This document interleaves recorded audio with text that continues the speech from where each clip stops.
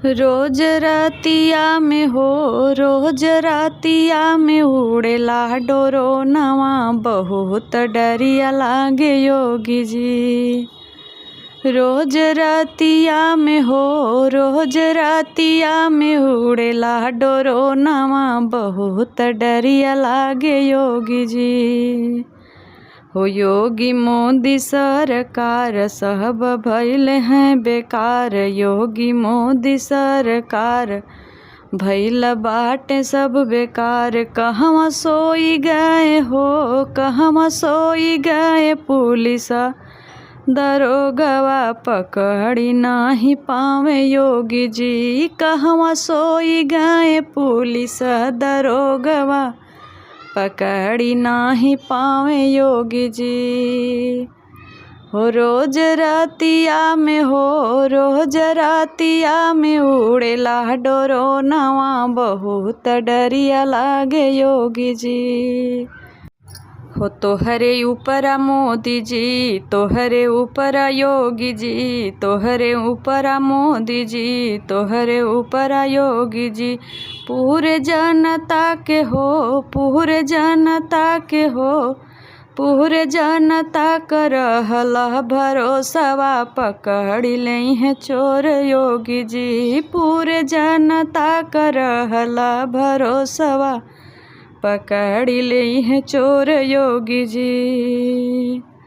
कवनो करत न हो, कवनो करत न कई उपाया, बहुत डरिया लागे योगी जी। कवनो करत न कई उपाया, बहुत डरिया लागे योगी जी।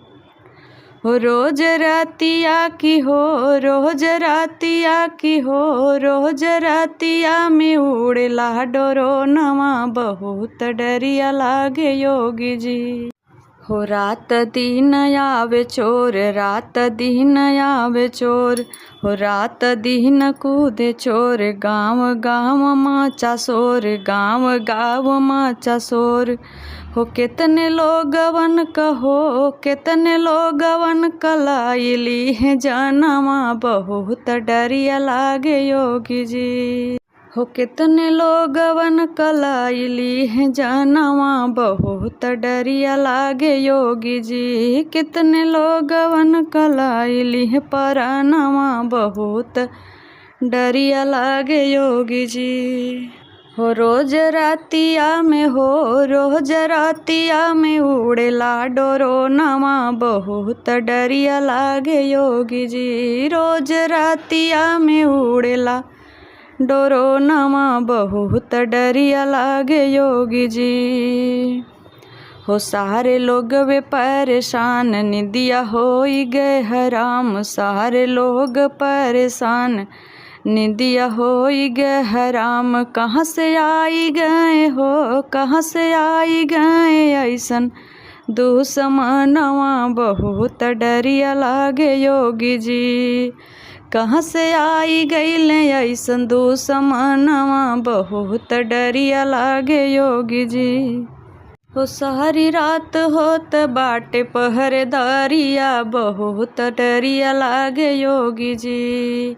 हो सारी रात होत बाटे पहरेदारिया, बहुत डरिया लागे योगी जी। हो रोज रतिया में हो, रोज रतिया में उड़ेला डोरोनवा, बहुत डरिया लागे योगी जी। काहे चुपैला योगी जी, कहाँ लुकैला योगी जी, काहे चुपैला योगी जी, कहाँ लुकैला योगी जी।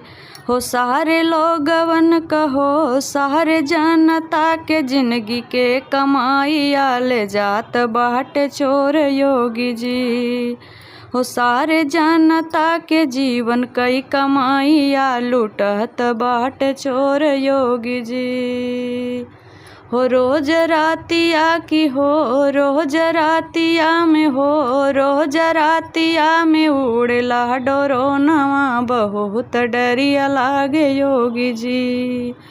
रोज रतिया में उड़ेला डोरोनवा, बहुत डरिया लागे योगी जी।